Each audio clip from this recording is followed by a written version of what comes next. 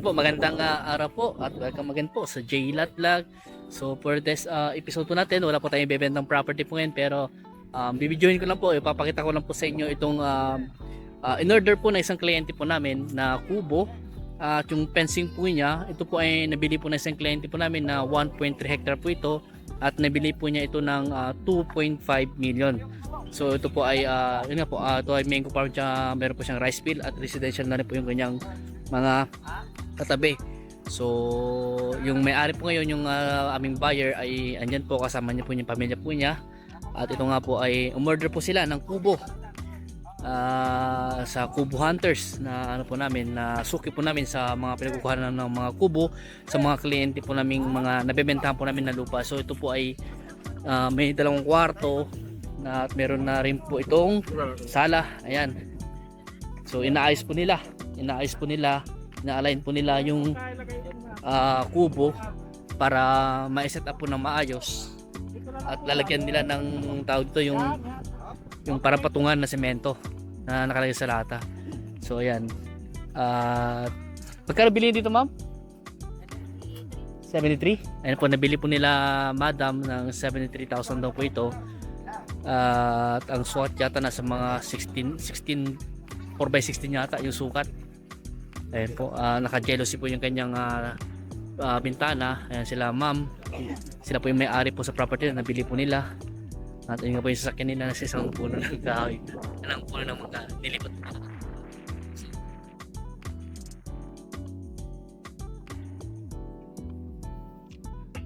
So ayan po, sa mga gustong bumili ng kubo, ayan, tawag na po sa amin para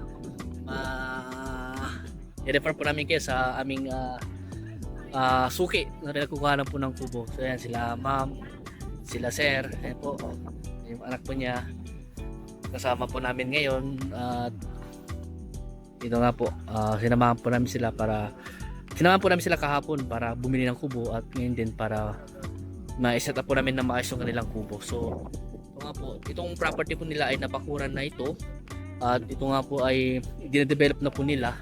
Ayan po yung fencing po niya. Ayan po, nakabahan. Yung gate po ay ginagawa na po ninyo po yung gate niya. Ginagawa na po namin ngayon yung kanyang gate. At ang kanyang poste ay buhos po. Kaya pagkatapos namin magawa yung gate, talagang bubuhosan na po namin. Tinapos lang po namin kasi yung mahal na araw. Kaya yun. Kasi itong ano po niya, itong bakod po niya, before mahal na araw, natapos na po namin. At ano pa, ayan, yung ano na lang po talagang kulang dito, yung gate. Tapos susunod po na project po namin dito ay yung kanyang ano po, deep well po, tapos yung kanyang CR, yung aming next na project po sa property po na ito. Kaya yun nga po, sila ma'am sir, yun nga po sabi po namin, wala silang kakilala dito, kaya kami naman po, kahit tapos na yung trabaho namin sa kanila, at yung kanyang titulo po nila ongoing na po, tinatransfer na po namin. Kaya yun nga po sabi namin, wala silang kakilala dito, kaya kami rin po ang tutulong po sa kanila sa pagpapadevelop ng kanilang property. Kung yun nga po, kahit nga tapos na po kami sa obligasyon po namin sa nila, pero tutulungan pa rin po namin sila hanggang sa matapos nila yung kanilang proyekto sa kanilang property. Ayan po. So ito yung kanilang mga varnish. Ayan. Lalagyan tayo ng varnish ngayon kasi di pa yata na barnisan. At inaayos na po nila yung kanyang pundasyon para hindi po yung gumin umuuga. Ayan. Mainit na yung kanyang yung kanyang nilagay nila parang dahon ng buko yata nilagay. Hindi yung tawag doon, yung parang talahib. Yung parang ganyan. So ayan, sa mga kliyente po namin na gusto bumili ng farm, na may mga pinapul farm na po kami dyan, check nyo po sa aming mga listing sa aking YouTube channel. At kapag nakabili po kayo ng property po sa amin, ganito po yung gagawin po namin sa inyo, hindi po namin kayo pababayaan. At ito nga po, hanggang sa ma-develop nyo yung property nyo po. Ayan, ayan po, talagang tulong-tulong po sila para iangat yung kubo at ilagay yung kanyang pundasyon. Ayan po, nalagyan na ng pundasyon. Ayan, isa pa. Ayan. 1, 2, 3. Ayan, ayan. Ayan o. Tumulong na rin ako konti. Ayan, at ayusin pa nila yan. Ayusin pa nila yan. Ayan po. Sayang lang. Pero ano pa, paliparan po namin yung drone po ito para makita niyo po yung kabuuan ng property na may bahod na po siya. Yung ganyang bahod po ay concrete post po pala. Concrete post na mayroon pong tatlong patong na hog wire at meron pong bob wire. Yan. Tatlong hog wire po siya na may bob wire po. Ang kuha namin po dito 215,000 po, kasama na po yung gate po doon. Ayan. Pero diba, depende nga po sa kuha po namin sa isang hektarya po. Pag ano po siya, pag square po siya, nasa 150 asking po namin, pero negotiable pa naman po yun. Pero bago po namin ibigay talaga yung pinag-exact presyo, kailangan po namin makita muna yung kanyang plano, yung plano ng lote, para alam po namin yung mga i-compute po namin. Ayan. Pero sa kuha po ng hektarya po talaga 150, pero pag square po siya. Pero pag may mga hektarya mas mahaba po siya, kailangan po talaga namin i-check. Kailangan po talaga namin i-check din po yung kanyang plano, yung kanyang lot plan, para alam po namin yung mga distance po ng bawat boundary. Ang ano po namin, 3 meters po yung kanyang pagitan ng poste, standard po yan. Tapos nakabuon po yung 2 feet, nakalabas po yung 5 feet. Ito po ay hindi po siya, wala po siyang puting. Ayan po. Kung may puting po yan, ay hindi lang po ganun yung presyo po niyan. Kaya pag gusto may puting, magdadagdag po talaga tayo kasi mahal po ang semento, mahal po ang buhangin. Ayan. Kaya ganito lang po yung kinokontrata po namin, dahil yun nga po, matibay naman po siya dahil 2 feet naman po yung nakapaon. Ayan. Kung gusto may puting naman, ay pag-usapan po natin yung dadagdag po, kasi kukumpitin po din po namin yung tinatawag na, yun nga po, kung magkano yung semento magagamit, tsaka yung ano po, yung buhangin. Dun sa harap po, naka-cyclone wire naman po siya. Ibang computation po yun. Mas mahal po kasi ang cyclone kaysa sa hog wire tsaka sa bob wire po.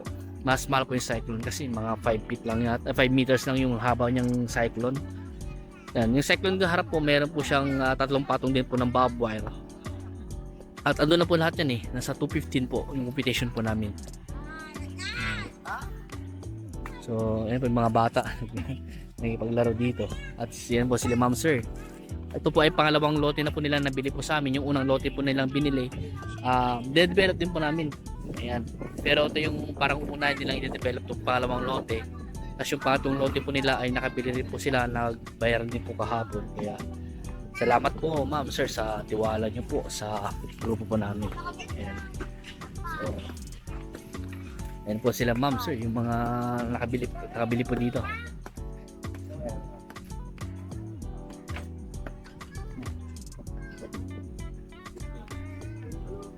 Ayan po. So kung gusto yung order po ng kubo, kontakin nyo lang po kami. Andyan lang po yung aking number sa aking screen. Sa screen po, kontakin nyo lang po kami kung gusto yung mag-order ng kubo. At ito nga po ay depende po kasi may mga sizes po sila, may mga 6x14 ganun yan. Tapos may mga ano din po, kubo na para pang tambayan, ganun, meron din po. Yan. May FB page po sila, kaso man hindi ko alam yung FB page nila. Yan. So tara, pasukin natin yung kunyang kubo. Ano boss? Ayos na. Boss, ano pangalan ulit na kanina ng page nyo? Kubo Hunter Ramos. Kubo Hunter Ramos. Ayan, para makita nila sa vlog natin, para pag umorder sila, this lang nila yung Kubo Hunter Ramos. Kubo Hunter Ramos, ayan. Ipa-flash ko na lang sa screen, no? Ano. Ayan. Kung contact number nyo, ano na sa nila, ilagay ko na lang din. Okay, sige. So, isang mga gwapo yan. So ito yung unang kwarto niya. Unang kwarto, ayan po. Ayan po yung unang kwarto nila. Tapos may ano dito, ang tawag dito, parang cabinet na rin. Ayan. Tapos ito, lagayan ng mga gamit. Ito lang po yung isang kwarto po niya. Double deck yan Ayan. Ito yung isang kwarto po niya sa taas. Maluwang din po. Ayan. Saka malamig po siya kasi ano ito po singalit nyo? Ano ito no? Pawid. Pawid. Ayan. Tapos ito na po yung kanyang sala. Ayan po. Kaya sa mga gustong bumili, paparisan pa yan. Paparisan pa. Kaya po, medyo po siya mabuti. Di ba naparisan? So, paparisan to po nila ngayon. So, hanggang dito po muna at maraming salamat po sa inyo at God bless po.